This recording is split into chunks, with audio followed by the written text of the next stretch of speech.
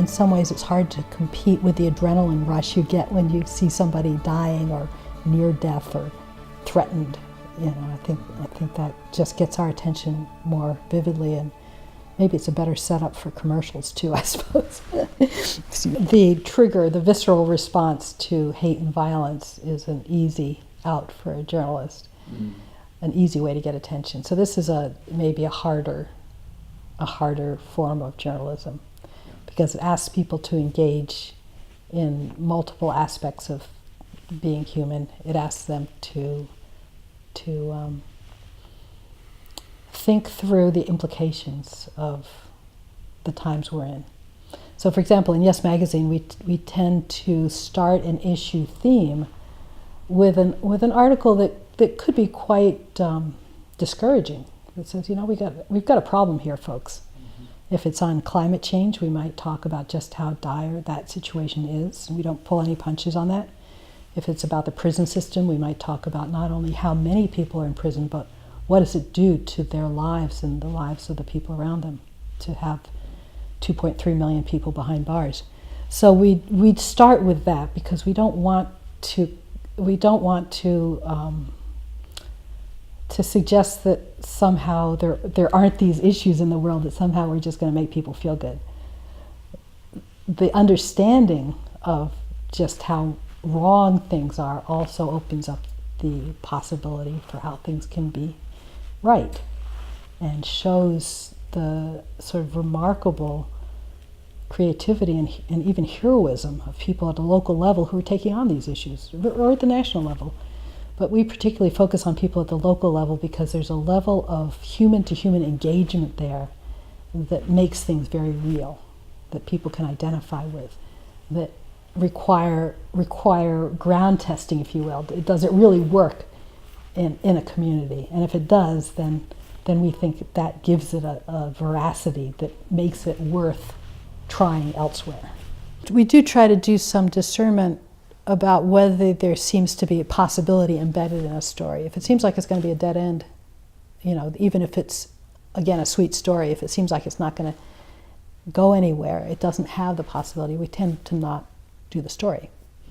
If it's a complex story that does seem to have potential, for example, worker-owned cooperatives, which have lots of complexity to them, then it seems like it's worth exploring. What can make this thrive? Where are the barriers and where are the potentials, and what are people's actual experiences? What is most real to the people there? What's on their mind? What's on their mind? What do they care passionately about? What makes them willing to stay up until the wee hours of the night reading 4,000-page environmental impact statements? That's today's heroism, right? Yeah, right. It's if you're willing to slog through that and then drive hundreds of miles to go talk to a bureaucrat who doesn't care, to try to get them to understand what this Otter Creek Valley is like now and why it should be saved. What is it? Where is their passion? That's what I'm trying to understand. And then where does that story get told?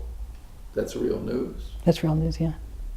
And there's energy, and there's change, and there's creativity, and the possibility for something new to arise out of that kind of passion. If we start with the question of the suffering, for example, entrenched poverty in our cities, we would be looking for the question of what's possible now. And we'd be looking for the people who are developing answers and exploring what that means and what does it add up to. I am very allergic to anything that looks like it could be authoritarian or top-down. I've just seen too many people, even really well-meaning people, who take that top-down path and say this is the solution for everybody. I think it's authentic heroism at the local level, but perhaps it isn't as satisfying as being able to make pronouncements for the entire country or entire civilization. And maybe the humility of doing that is, to me, both more authentic and less dangerous.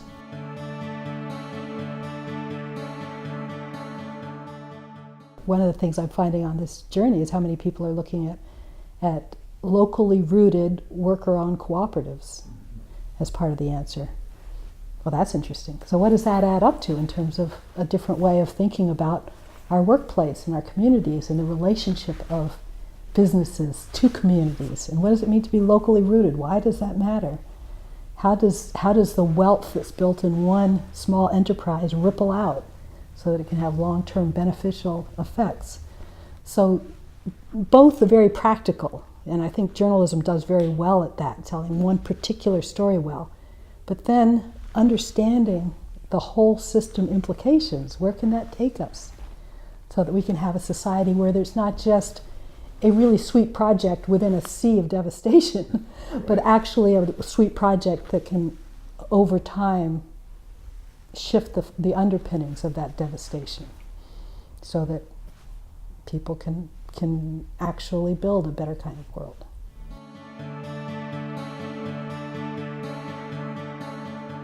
The left-right divide is far less salient at the local level.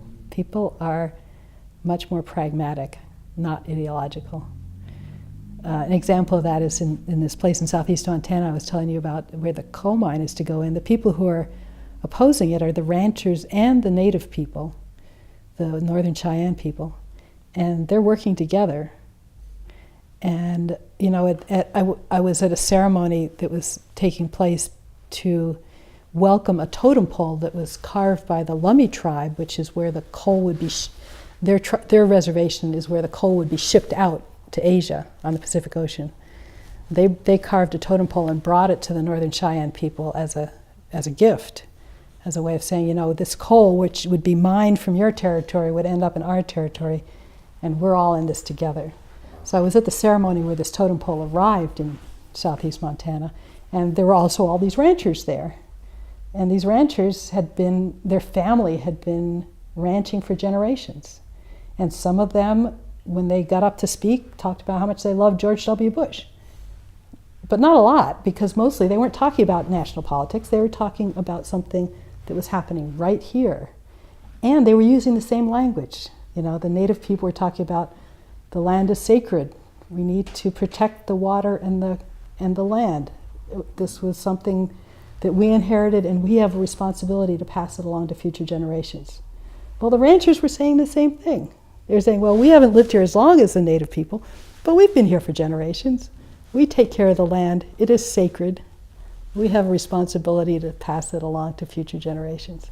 So there is a way in which this connection to place, to the land, to the community, to family, to time scales, was the same for both the native people and the non-native ranchers. So there's a different kind of a dynamic going on at the local level that I think is much more real.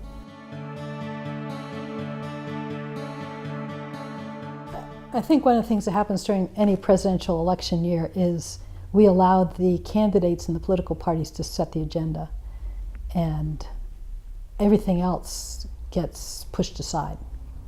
So one of the things that we've done at Yes Magazine sometimes, and I hope to do again this year, is to say, you know, what do the American people actually want to see happen? How can we understand what our agenda is rather than letting it be set from the top down? And particularly, a lot of what's set from the top down isn't necessarily what people care the most about. It's what pushes buttons and also what gives people political points. So it may have very little to do with either what's most important to the American people, what big policy choices are coming, and what's really going to matter.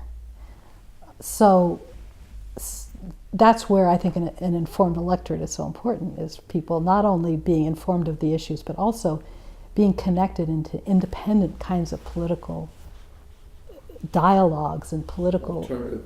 Yeah, so that people are actually saying to each other, well, what do you care about? Well, here's what I care about. And, oh, it's interesting, it doesn't seem to match what any of the candidates are talking about. Well, can we hold them accountable to what we care about, rather than us just rushing to support the one that seems the closest to our values or our sense of identity? I think it's way too much about politics. It's about people having a sense that this person is like me, rather than that, you know, these are the things, these are the ways forward for our country or our community. Where do we think we have the best chance of getting those things accomplished.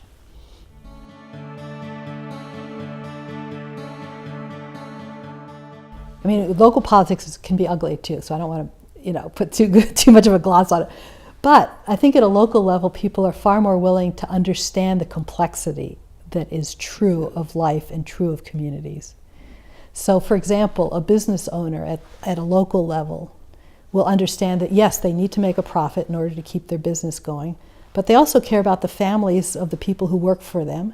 And they also care about the drinking water, because they're going to be drinking the same water, so they're going to think about whether they're polluting that water, and they're going to think about the air quality, because they and their children are breathing that air. And they're going to think about politics, because a completely corrupt political system, while it might benefit their business in one way, can undermine their entire quality of life. So there are many ways, I think, in which an individual actor in a community, in a complex community, are able to see things from far more nuanced points of view. And when those people come together and hear from each other, and again, these are people that they're going to be living with over coming years, and their children are going to grow up with their children. So if you can bring those people together, I think you end up with a political process that reflects the depth and creativity and complexity of real life, and doesn't dumb it down into these very simplistic kind of hot button left, right, or me versus the other guy kind of dialogues. In terms of whether the time's about, I think they are times when we're really coming up against the limits. We're coming up against the limits in terms of the climate. People are feeling now that we can't continue as things are, that the weather is changing, that the drought conditions are making food problematic. The inequality is getting intolerable, the sense that before that there was some kind of a ladder out of poverty into the middle class. That belief is disintegrating, and people are feeling what is actually the case, which is that the divides are bigger and more resilient and more stable and growing all the time, so that the rich are getting richer and more powerful, and the poor are getting poorer and less powerful. So those things are happening, and they're happening in a way that I think there's growing awareness of, in spite of all the distractions that we see in the media that are trying to take our minds off of these really core issues that we're up against and distract us with a lot of other stuff, whether it's to make money or to get ratings. It's trivial in many cases. So those are the times that we're in, and I think people are far more sophisticated about that than they're given credit for. So I'm not claiming to sort of look for the objective overview. I'm looking for, is there a new story emerging out of communities? And if so, what is it? What are people trying to create? It may not even be a dominant story yet. It may be that the old story of big corporations and economic growth, and we can pretend that the climate isn't changing, and that the environment can be left to the side. That old story may still be the dominant story, but I'm seeing signs of a different story emerging as well. And that story is the one that I find the most hopeful. And I find the people who are engaged in that story just tremendously energized by it and encouraged and bringing other people along, because it's such a true story and such a compelling story.